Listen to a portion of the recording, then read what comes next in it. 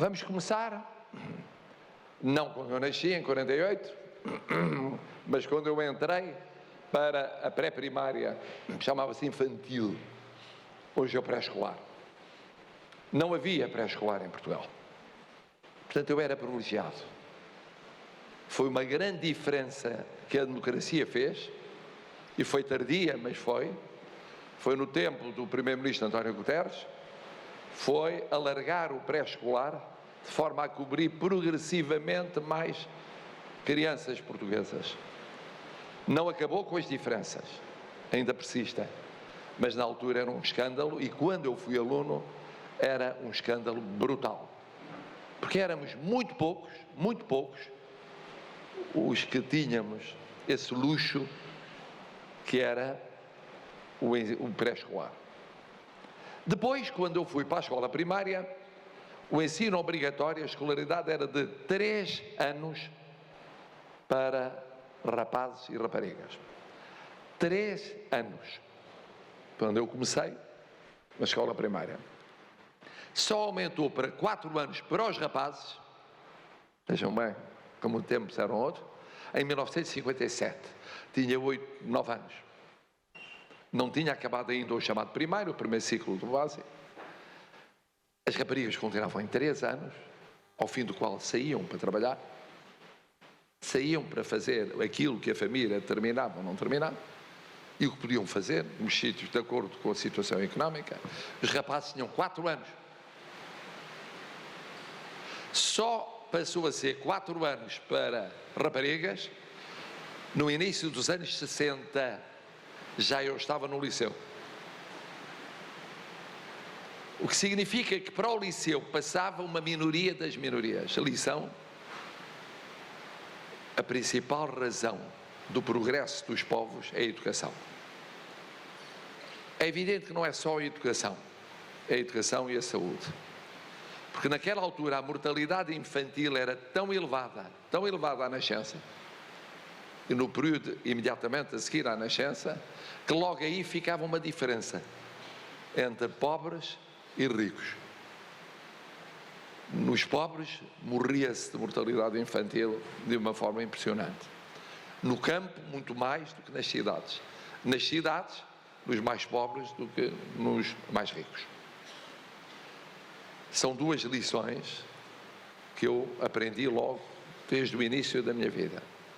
E não deixei de aprender quando a minoria que continuou comigo para o liceu ou para a escola técnica, porque havia uma separação estanque entre o ensino técnico-profissional e o ensino liceal. Outra questão que com o tempo tem vindo a ser ultrapassada, mas ainda não ultrapassámos totalmente. Só quando tivermos no ensino técnico-profissional praticamente tantos, se não mais, alunos do que no ensino básico e secundário clássico, é que estaremos ao nível do que é necessário e existe noutros países. Mas essa minoria ia-se apertando. Ao fim dos 2 primeiros anos, que seria o 6º ano hoje, saíam. Depois, ao fim de mais 3 anos, saíam o resto. E chegavam ao secundário e terminavam o secundário uma minoria das minorias das minorias. Portanto, eu hoje encontro na minha vida ainda muitos amigos e colegas vivos que acabaram por ficar nos 4 anos, nos 6 anos ou nos 9 anos.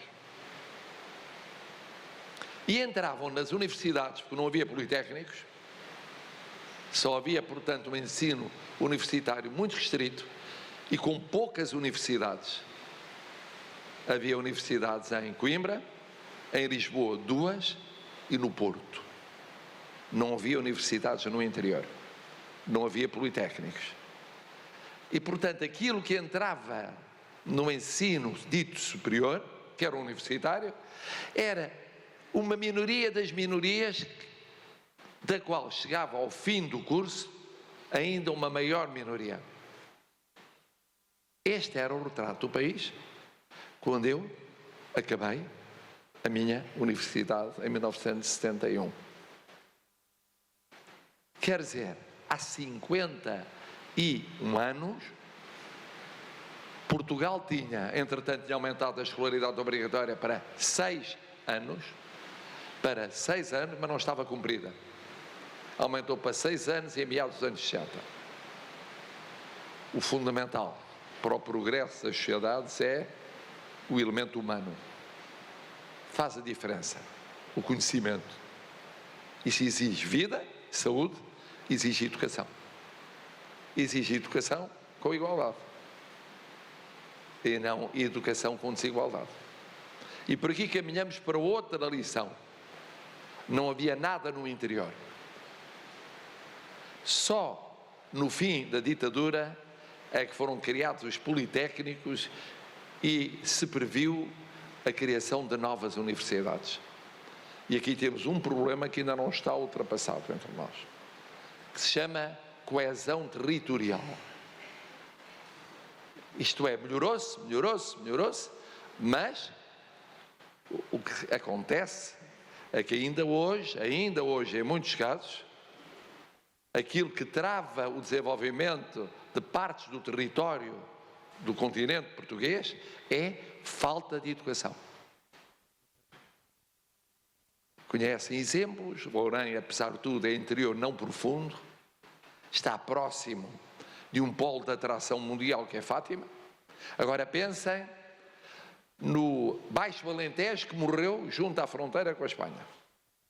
Pensem naquilo que no Alto Alentejo tem vindo, em muitos casos também, a sofrer, no antigo distrito de Porto Alegre, por exemplo, por causa de problemas de desigualdade, falta de coesão territorial.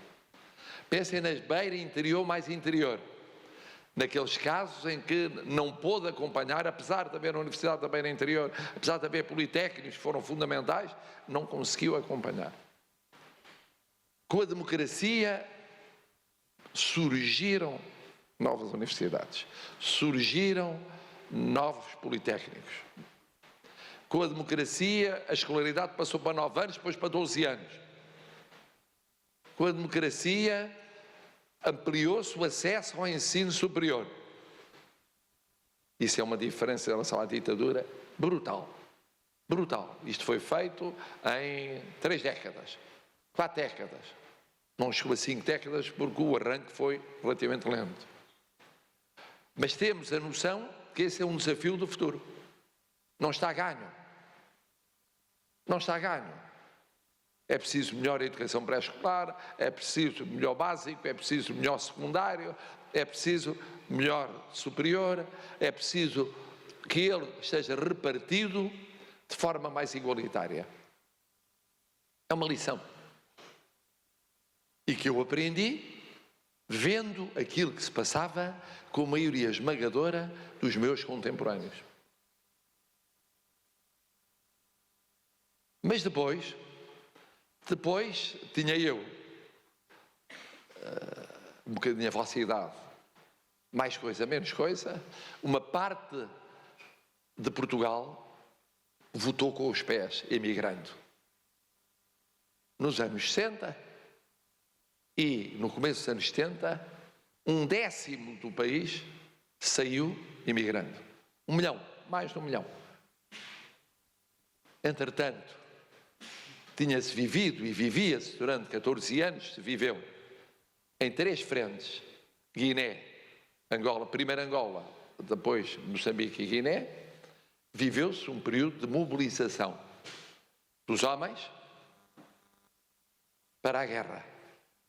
E ao mesmo tempo, ou depois disso, a imigração, sobretudo, do que era mais pobre. Mais dos campos do que das cidades. Mais das cidades e do que aparecia como os subúrbios das cidades do que nos centros mais privilegiados das cidades. E ao mesmo tempo desertificava-se o interior.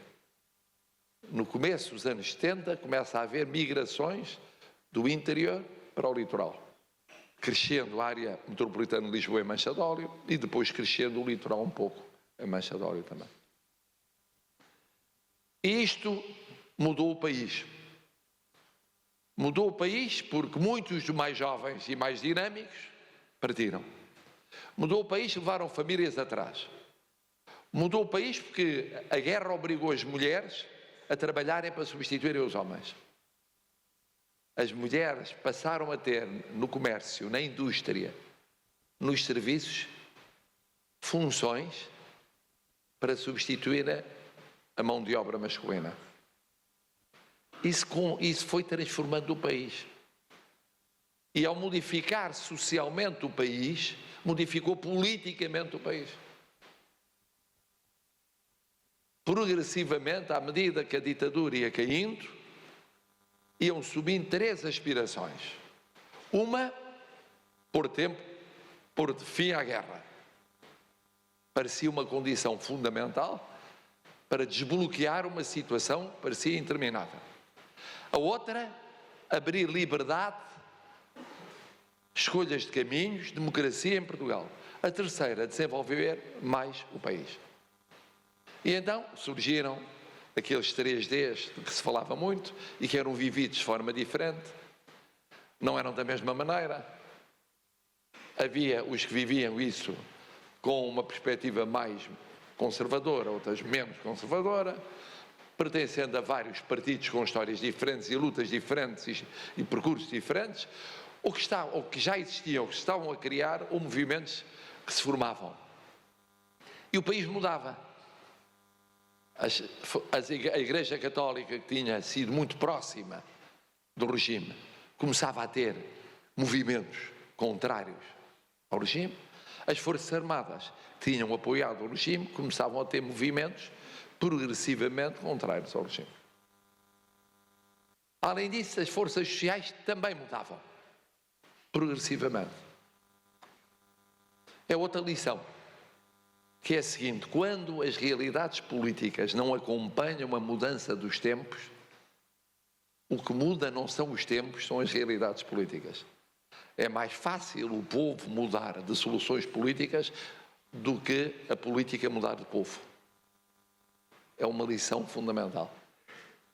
E quando essa realidade começa a ser vivida no dia a dia, e começou a ser vivida no final dos anos 60 e depois no começo dos anos 70, quer dizer que há mudanças que são inevitáveis. E por isso essas mudanças acabaram por ocorrer. Mas ficou da imigração uma outra lição, que é da história do nosso país. Nós somos um povo migrante. Migramos desde o século XIV e o século XV. E não migramos por gosto, em muitos casos. Migramos por necessidade. Emigramos por necessidade quando, encostados a um vizinho poderoso, que eram vários reinos e depois foram unindo, nós só tínhamos como caminho o mar. Emigramos quando houve grandes crises ao longo da nossa história, que levaram, como nas mais recentes, no final do século XIX, no princípio do século XX, na crise que foi a vivida nos anos 60 e 70, quando as pessoas disseram: queremos outra coisa. E foi por escolhas económicas, sociais, políticas que partiram. E partiram um pouco para todo o sítio. E essa é, curiosamente, uma riqueza nacional, as comunidades espalhadas pelo mundo. Temos uma diáspora é isso, esse conjunto de comunidades, das mais ricas, influentes e difusas pelo mundo. Não há praticamente nenhum país do mundo, dos 200 países que há no mundo, que não tenha um português, uma comunidade portuguesa. E que continue ligada em raiz a Portugal. Ainda este ano estive na Califórnia e às vezes até têm coisas que já não existem, tradições, usos, maneiras de viver, de lidar, que já não existem nas terras de origem. Lá, por exemplo, muita gente dos Açores. No outro sítio é da Madeira, no outro sítio é daqui. Ou é mais acima, ou é mais abaixo, ou é mesmo no norte. É, além da educação, além da saúde, além da igualdade, da coesão social, é um trunfo que nós temos e não podemos desperdiçar. Temos, às vezes não ligamos a eles. primeiro que fosse dado o voto aos imigrantes, por exemplo, na eleição presidencial, foi um tormento em termos alargados. E foi difícil compreender se ainda hoje como é que para cada eleição tem um sistema diferente de votação. Convém tê-los mais próximos de nós e nós mais próximos deles. E durante períodos da nossa história foi com o dinheiro deles, veio para cá, remessas de imigrantes, que se equilibrou uma parte das finanças públicas do nosso país. E depois entra-se em revolução. Outra lição: quando o que está não é capaz de se reformar, há uma ruptura. Quando não se antecipam as mudanças, elas surgem de uma forma mais radical. Quando se antecipa, é possível programá-las e tentar fazê-las de uma forma progressiva ou evolutiva. Quando não, ocorrem porque ocorrem. Porque as realidades da cabeça das pessoas, da vida económica e social das pessoas, do comportamento das pessoas, daquilo que é o que elas culturalmente querem, muda, tem novas inspirações e implica essa mudança. Eu fui acompanhando isso desde o fim da minha universidade até ao início da tarefa como professor. E passei a ser aquilo que sou como vocação, ser professor. E adoro ser professor. Os momentos mais felizes da minha vida foram como professor. Quer no ensino universitário, quer esporadicamente no Politécnico, quer em algumas destas aulas assim, que eu agora estou a dar, mas que dei, antes de ser presidente, muitas vezes em básico e secundário. Por uma razão muito simples, porque eu recebia os alunos que vinham do básico e secundário e como é que eu podia compreender o que eles pensavam e o que tinham atrás de percurso de vida, sem saber o que se passava nessa fase. Às tantas, os programas do ensino básico e secundário eram feitos por professores da universidade, mas eles não tinham a experiência de ensinar no básico e secundário. Podiam acertar, mas podiam não acertar, em muitos casos. Isso foi sendo mudado. E mudou. Ora bom, a democracia portuguesa teve de ser construída na sequência de uma revolução. E nós tivemos que, ao mesmo tempo, em tempo de corrida, fazer 4 coisas. Primeiro, descolonizar. Foi o mais rápido. Dir-me, porquê é que foi o mais rápido? Porque a revolução começou por ser um movimento militar, era um movimento militar que dizia que os militares entendiam que não podiam ser considerados responsáveis por aquilo que eram escolhas dos políticos, do poder político. E entendiam que estava esgotado o período colonial. E por isso, num ano e meio, 2 anos, foram celebrados os acordos que deram forma àquilo que foi um processo de descolonização, de independência dos países irmãos africanos, de língua portuguesa africanos, e indo-pacíficos, no caso de Timor-Leste, que demorou mais tempo, como sabem, devido à ocupação, à invasão da Indonésia. Mas ao mesmo tempo que ocorriam as independências, com o regresso de quase 1 milhão de portugueses, que compensou em parte o 1 milhão que tinha saído, mas só compensou aritmeticamente, porque não há compensações em entradas e saídas de pessoas, todas as pessoas são incompensáveis, são insubstituíveis. Ao mesmo tempo, tentava-se construir a democracia, mas demorou mais tempo. A democracia demorou 8 anos. Hoje parece uma coisa que foi de um momento para o outro, não foi. A Revolução foi em 74, chegou-se à democracia plena em 82, com a primeira mudança da Constituição. Porque na primeira versão da Constituição mantinha-se o poder militar revolucionário ao lado do poder eleito pelo povo.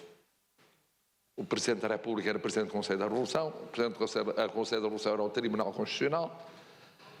O Conselho da Revolução tinha um poder muito alargado sobre uma série de matérias e sobre matéria, por exemplo, de defesa nacional, só ele podia intervir. Decisivamente. O poder civil tinha menos poderes nessa matéria. Portanto, descolonização, 2 anos, democratização, 8 anos. Depois era preciso, grande debate, integrar a Europa. O que é que vamos fazer? Acabaram as colónias, regressaram muitos dos que lá viviam e progressivamente vieram outros que enriqueceram a comunidade portuguesa, que não é só de emigrantes, é também de imigrantes. A questão foi a seguinte: vamos integrar na Europa onde não tínhamos entrado porque não éramos democracia, portanto não podíamos ser recebidos. Agora que estamos a ser democracia, entramos. Com quem é que nós temos relações comerciais mais próximas? Era com a Espanha, era com a França, era com a Alemanha, era com a Itália, era com a Inglaterra, era com países europeus. Permaneciam algumas relações económicas com as antigas colónias, mas muito inferiores ao que eram. Havia relações com a América e relações com outros países de outros continentes, mas mais pequenas. E, portanto, nós avançámos para a Europa. Mas tivemos de fazer, em 12 anos, o percurso que os grandes países europeus tinham feito em 50. Foi, primeiro, negociar, abolir fronteiras da circulação dos produtos. Depois, negociar, ter uma política comum relativamente a produtos que vinham de Estados não europeus. O mesmo tratamento. Depois, ter políticas económicas comuns dentro da Europa. Depois, algumas políticas sociais comuns. Depois, circulação de pessoas. E por aí adiante. Até chegarmos a uma moeda única. Isto foi feito num período que vai de 86 a 98. Em 86 nós tínhamos assinado em 85 o acordo de adesão às comunidades, que eram 3, depois se uniram um número, e em 12 anos nós fizemos estes passos todos. A França, a Itália, a Alemanha, muito mais fortes que nós, tinham feito os anos 50 até 98. Chegámos todos ao mesmo tempo à moeda única, com uma diferença. Eles tinham partido com economias mais fortes e tinham tido 50 anos para se adaptar. Nós tivemos 12. Custou. Uma parte da agricultura sofreu. Uma parte da indústria sofreu. Uma parte do comércio sofreu. Mas havia alternativa? Na altura pensou-se realisticamente não. Porque estávamos tão ligados em termos económicos à Europa que não havia alternativa. Não podíamos ficar perdidos no Atlântico. Houve quem fizesse essa imagem. José Saramago, Portugal e Espanha, uma jangada no meio do Atlântico, procurando ligações com outros continentes. Mas isto, que é literariamente espetacular, economicamente não correspondia à realidade. Agora, teve custos na economia portuguesa. A economia portuguesa teve que dar uma cambalhota de todo tamanho. Portanto, quarta questão que tivemos de defrontar, mudar a economia portuguesa.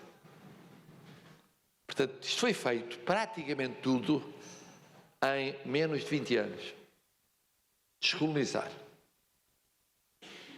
Avançar para a democracia.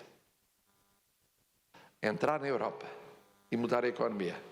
Mudou-se de uma economia colonial para não colonial. Uma economia em revolução, sobretudo europeia, ligada à Europa, mas ainda não integrada na Europa. Pois uma economia que se foi integrando na Europa, mas onde o Estado, devido à Revolução, tinha os setores-chave na mão. Com a Revolução, o Estado ficou a ter os bancos, os seguros, os transportes, as telecomunicações, setores básicos no comércio externo, isto é, aspectos fundamentais para a economia. muitos dos que hoje defendem maior liberdade económica para a sociedade civil e para as empresas, como há na Europa, não têm presente que nós ainda há 50 anos vínhamos num regime em que o Estado, na ditadura, controlava a economia, apesar de haver grandes grupos económicos, que era uma dúzia, controlados pelo Estado. E depois passou-se para uma altura em que o Estado nacionalizou e no plano agrário expropriou setores importantes da economia. E as reprivatizações começaram só depois da segunda revisão da Constituição, que foi em 89. Começaram em 92. 92 é há 30 anos. E praticamente duraram até hoje. Duraram 20 anos. Portanto, a economia foi mudando. Num primeiro momento, nas privatizações, foram portugueses que compraram com o pelo do cão, embora com o apoio de estrangeiros. Num segundo momento, foram os estrangeiros que compraram aos portugueses, porque o pelo do cão não tinha sido suficiente para aguentar, em muitos casos, os setores. Ou se juntaram aos portugueses. E houve a transformação do começo do século XX, que é a entrada de empresas, grandes empresas estrangeiras, que algumas já estavam, outras reforçaram o seu poder em Portugal. Portanto, em setores chaves nós temos franceses, temos espanhóis, já tivemos italianos, temos chineses, temos americanos, temos alemães, temos, como por exemplo na indústria automóvel, franceses também na indústria automóvel, por aí adiante, associados a portugueses ou por eles próprios, agora com a participação portuguesa técnica e em termos executivos, em muitos casos. Tudo isto ocorreu ao mesmo tempo. E uma parte disto durante a Revolução ou no pós-Revolução. Eu vivi o que é uma experiência fascinante, é com 20 anos viver uma revolução. Eu vivi a criação de um partido. Eu fui eleito deputado constituinte. Eu votei a primeira Constituição. Eu acompanhei dia a dia, noite a noite, essa experiência, que me permitiu conhecer naturalmente muita gente, que hoje já estão fora da política. Talvez o último deputado constituinte que estava além de mim, ainda no ativo, que era o secretário-geral Jerónimo de Sousa, do PCP, acabou de se afastar. Portanto, olhando para os constituintes, ainda há uns que estão mais ou menos próximos da política, a maior parte já partiu, com uma mudança de geração. Mas depois, na democracia portuguesa, surgiram, além destes problemas, que se fala muito, as melhores soluções económicas, fruto destas transformações em curso. A melhor maneira de viver o ser-se europeu, sem esquecer que somos universais, é outro desafio. A necessidade de ir mudando a educação, a saúde e promovendo maior coesão social, pois surgiu também um problema. É quem fez a Revolução com 20 anos não se afastou aos 25 nem aos 30 da participação política. Porque tinha chegado a lugares onde se chegava normalmente aos 40, 50 anos noutros países europeus. Eu, aos 20 e poucos anos, era secretário-geral adjunto de um partido, presidente de uma distrital, tinha sido constituinte, membro do Conselho Nacional e dos órgãos e tal do partido. Depois afastei-me, porque achei que era mais importante seguir a minha carreira académica e, portanto, voltei. Mas muitos não voltaram, ficaram na política. O que acontece é que essa geração foi continuando ligada à atividade política institucional. E continuou nos anos 80 e nos anos 90 e, em muitos casos, até transitou para o novo século. Esmagando, em parte, a geração ou as gerações seguintes, ou criando nelas, na geração dos anos 80 e 90, um desejo de mudar. Ou então, a partir de certa altura, de se desinteressar da participação política. E demorou muito tempo a haver essa renovação geracional. Simplesmente, o sistema político português mostrou uma maleabilidade, em alguns casos, superior a outros sistemas políticos. Quando de repente se começava a perceber que havia soluções gastas, apareciam novas soluções. E assim, de repente, surgiu o apelo ecológico. E apareceram os partidos verdes, os partidos ecológicos, ou os movimentos ecológicos dentro dos partidos clássicos. Foi por aí que começou. Começou a haver necessidade de representar certos setores, os idosos, e chegou a haver um partido representativo dos mais idosos, numa altura em que o país não era tão velho como hoje é. Depois, os mais jovens, apareceram partidos novos.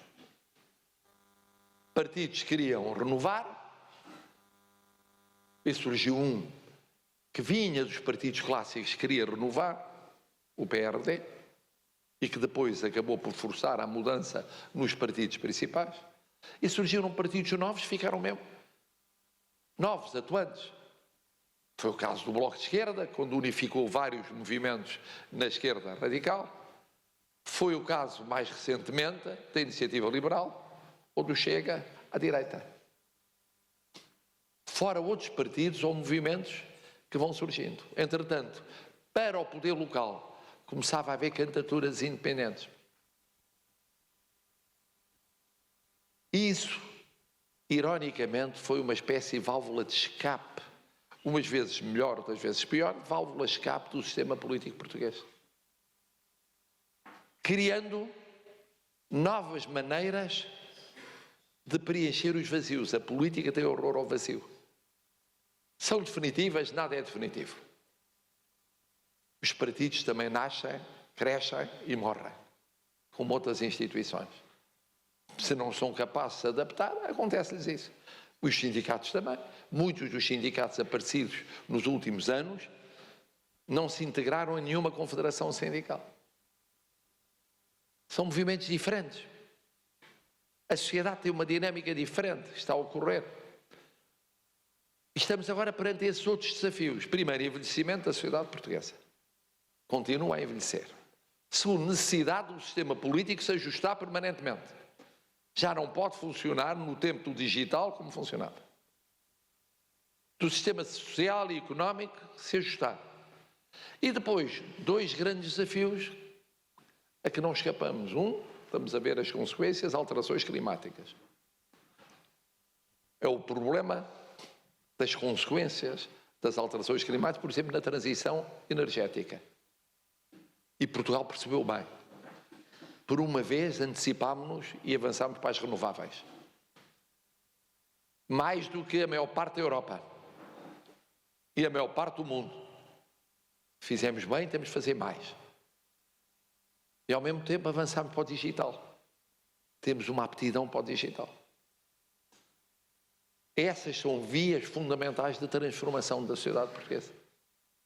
Claras nos últimos 20 anos, mas mais claras, sobretudo nos últimos 10 anos. E neste momento, quando olho para vocês, eu digo, respondendo à pergunta, olhando para trás, valeu a pena o 25 de Abril e valeu a pena viver em democracia? Valeu a pena.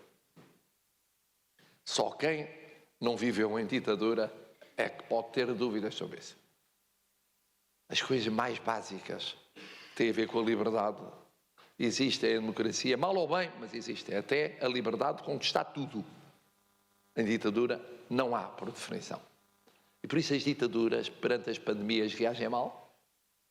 Por isso as ditaduras perante situações de recuperação económica são lentas, porque são rígidas, são pesadas, além de serem injustas. Segundo, houve passos positivos dados? Houve. Na saúde, na educação, no progresso social, na abertura, na circulação das pessoas, nas ideias, na cultura, na mudança de costumes. Nem há sequer a noção de quantos eram, se eu fizesse a experiência que estou a fazer aqui, quantos eram os que estavam aqui nesta aula. Como é que estavam vestidos e em que condições viviam. Agora, é suficiente? Não é suficiente. Não é suficiente porque nós desejamos muito mais. E não é suficiente porque não é só desejarmos mais em comparação com os outros não param, não ficam à nossa espera. Se ficarmos a empatar o jogo, os outros avançam e marcam golos. Isso depois faz a diferença. Bom, ou seja, em suma, acho que, e agora eu gostava de responder às vossas perguntas, acho que está nas vossas mãos uma capacidade enorme de luta. Por esta razão muito simples, porque os políticos são vocês. Aquela ideia que os políticos somos nós é uma ideia errada. Os políticos eleitos só são eleitos porque o povo elege. Então o povo tem a responsabilidade, primeiro, de escolher, e ao escolher faz política. Mas não escolhe só quando vota, escolhe durante os mandatos. Escolhe quando concorda ou discorda na economia, na sociedade, na política, no ensino, na cultura. Qualquer decisão vossa, a decisão de avanço no curso, a decisão profissional, as decisões que vão tomar ao longo da vossa vida é uma escolha política. Porque influencia a vossa vida e a vida dos outros. É uma escolha política. A vossa vida, obviamente, mas a vida dos outros, indiretamente. Mesmo que não escolham em conjunto, mesmo que não atuem em conjunto. Se atuar em conjunto, mais.